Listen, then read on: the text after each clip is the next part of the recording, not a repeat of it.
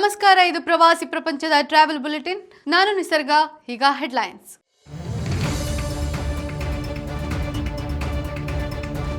ಪ್ರವಾಸಿಗರಿಂದ ಸಾಕಾರಗೊಳ್ಳುತ್ತಿದೆ vocal for local. ಹೊಸ ಪರ್ವದತ್ತ ಕಾಲಿಟ್ಟ ಭಾರತೀಯ ಪ್ರವಾಸೋದ್ಯಮ. ಚಾರಣ ಪ್ರಿಯರಿಗೆ ಸಂತಸದ ಸುದ್ದಿ. ರಾಜ್ಯ ಅರಣ್ಯ ಇಲಾಖೆಯಿಂದ ಮಹತ್ವದ ಆದೇಶ. ವನ್ಯ ಲೋಕದ ಅಚ್ಚರಿಗಳಿಗೆ ಪಿಂಕ್ ಡಾಲ್ಫಿನ್ ಸೇರ್ಪಡೆ. ಬ್ರಹ್ಮಪುತ್ರ ನದಿಯಲ್ಲಿ ಕಾಣಿಸಿಕೊಂಡ ವಿಶೇಷ ಜಲಚರಗಳು. ನಾರ್ದರ್ನ್ ಲೈಟ್ಸ್ ವೀಕ್ಷಣೆಗೆ ವಿಶೇಷ ರೈಲು ಲೋಕಾರ್ಪಣೆ. ಅರೋರಾ ಟೂರಿಸಂ ಪ್ರಚಾರಕ್ಕೆ ನಾರ್ವೆಯ ನ್ಯೂ ವೇ. ಪ್ರವಾಸೋದ್ಯಮದಲ್ಲಿ ಭಾರಿ ಬದಲಾವಣೆ ಕಾಣುತ್ತಿದೆ ಎಂದು ಪ್ರವಾಸೋದ್ಯಮ ತಜ್ಞರು ಅಭಿಪ್ರಾಯಪಟ್ಟಿದ್ದಾರೆ. ವೋಕಲ್ ಫಾರ್ ಲೋಕಲ್ ಅಭಿಯಾನವನ್ನ ಉತ್ತೇಜಿಸುವ ನಿಟ್ಟಿನಲ್ಲಿ ದೇಶೀಯ ಪ್ರವಾಸೋದ್ಯಮವನ್ನ ಮುನ್ನೆಲೆಗೆ ತರುವಂತೆ ಪ್ರವಾಸಿಗರು ನಿರ್ಧರಿಸಿದ್ದಾರೆ ಎಂಬ ಅಭಿಪ್ರಾಯ ಕೇಳಿಬರ್ತಾ ಇದೆ. ಭಾರತೀಯ ಪ್ರವಾಸೋದ್ಯಮದಲ್ಲಿ ಈಗ ಹೊಸ ಪರ್ವ ಪ್ರಾರಂಭವಾಗಿದೆ ಎಂದು ಅಂಕಿಅಂಶಗಳು ಸೂಚಿಸುತ್ತಿವೆ. ಮೇಕ್ ಮೈ ಟ್ರಿಪ್ ಅಂದಾಜಿನ ಪ್ರಕಾರ ದೇಶೀಯ ಪ್ರವಾಸ ಬುಕಿಂಗ್ ಅಂದಾಜು 3400% ಅಷ್ಟು ಏರಿಕೆಯಾಗಿದೆ ಎಂದು ತಿಳಿದು ಬಂದಿದೆ.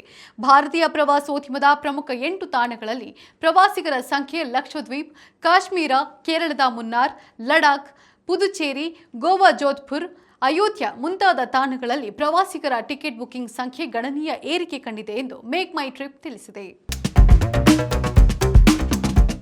ಹುಲಿಗಣತಿ ಮತ್ತು ಕಾಡ್ಗಿಚ್ಚಿನ ಅಪಾಯದ ಮುನ್ನೆಚ್ಚರಿಕಾ ಕ್ರಮವಾಗಿ ಕೆಲ ಚಾರಣ ಪ್ರದೇಶ ಪ್ರವೇಶಕ್ಕೆ ಬ್ರೇಕ್ ಹಾಕಲಾಗಿತ್ತು. ಇದರ ಜೊತೆಗೆ ಚಿರತೆ ದಾಳಿ ಪ್ರಕರಣಗಳು ರಾಜ್ಯದಲ್ಲಿ ಹೆಚ್ಚುತ್ತಿದ್ದನ್ನ ಗಮನದಲ್ಲಿರಿಸಿ ಕರ್ನಾಟಕ ಸರ್ಕಾರ ರಾಜ್ಯದ ಎಲ್ಲಾ ಟ್ರೆಕಿಂಗ್ ತಾಣಗಳಿಗೆ ನಿಷೇಧಾಜ್ಞೆ ಜಾರಿಗೊಳಿಸಿತ್ತು. ಇದರಿಂದ ಚಾರಣ ಪ್ರಿಯರಿಗೆ ಬಹಳ ಬೇಸರವಾಗಿತ್ತು. ಆದರೆ ಈಗ ಚಾರಣ ಪ್ರಿಯರಿಗೆ ರಾಜ್ಯ ಅರಣ್ಯ ಇಲಾಖೆ ಗುಡ್ ನ್ಯೂಸ್ ನೀಡಿದೆ. ನೇತ್ರಾವತಿ ಪೀಕ್, ಬಂಡಾಜೆ ಫಾಲ್ಸ್ ಮತ್ತು ಗಡಾಯಿಕಲ್ಲು ತಾಣಗಳ ಟ್ರೆಕಿಂಗ್ ಚಟುವಟಿಕೆಗಳು ಜೂನ್ 1ರಿಂದ ಪ್ರಾರಂಭವಾಗಲಿದೆ ಎಂದು ಇಲಾಖೆ ತಿಳಿಸಿದೆ. ಪ್ರವಾಸಿಗರಿಗೆ ಕೆಲ ಗೈಡ್ ಲೈನ್ಸ್ ಜಾರಿಗೊಳಿಸಲಾಗಿದ್ದು ಕಟ್ಟುನಿಟ್ಟಾಗಿ ಪಾಲಿಸುವಂತೆ ಅಧಿಕಾರಿಗಳು ತಿಳಿಸಿದ್ದಾರೆ.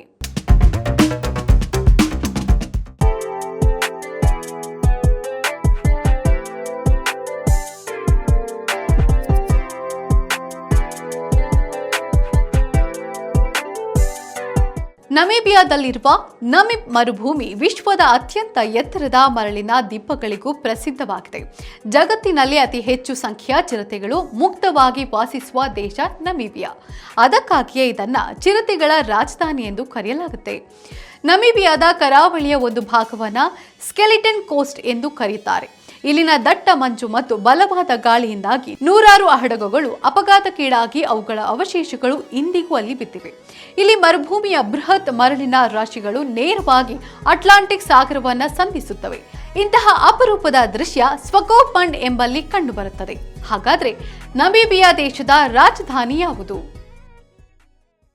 ಭಾರತದ ವನ್ಯಜೀವಿ ಪ್ರವಾಸೋದ್ಯಮಕ್ಕೆ ಹೊಸ ಆಕರ್ಷಣೆ ಸೇರ್ಪಡೆಯಾಗಿದೆ.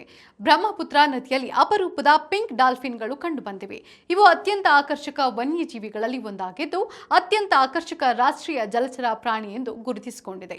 ಅಸ್ಸಾಂನ ಬ್ರಹ್ಮಪುತ್ರ ನದಿಯಲ್ಲಿ ವಿಶೇಷವಾಗಿ ಮಜುಲಿ ದ್ವೀಪ, ಕಾಜಿರಂಗ ರಾಷ್ಟ್ರೀಯ ಉದ್ಯಾನವನ ಮತ್ತು ಹತ್ತಿರದ ನದಿ ಸಂಗಮಗಳಲ್ಲಿ ಈ ಡಾಲ್ಫಿನ್ಗಳನ್ನು ಕಾಣಬಹುದಾಗಿದೆ. ಅಳಿವಿನಂಚಿಗೆ ತಲುಪಿರುವ ಈ ವಿಶೇಷ ಜಲಚರ ಪ್ರಭೇದಗಳ ಸಂರಕ್ಷಣೆಗೆ ಸರ್ಕಾರ ಸರ್ವ ಪ್ರಯತ್ನ ನಡೆಸಿದ್ದು ಸಂರಕ್ಷಣೆಗಾಗಿ ವಿಶೇಷ ಪಡೆಯನ್ನು ನೇಮಿಸಲಾಗಿದೆ ಎಂಬುದು ಗಮನಾರ್ಹ ವಿಷಯವಾಗಿದೆ.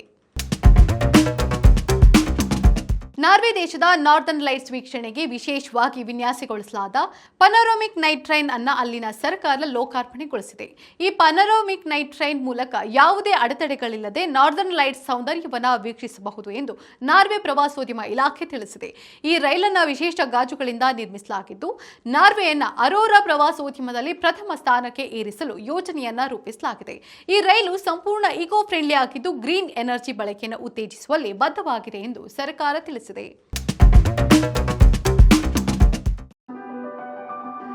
Quiz time. ಇಂದಿನ ಪ್ರಶ್ನೆ: ಮಹಾಭಾರತದ ಇಂದ್ರಪ್ರಸ್ಥದ ಇಂದಿನ ಹೆಸರೇನು?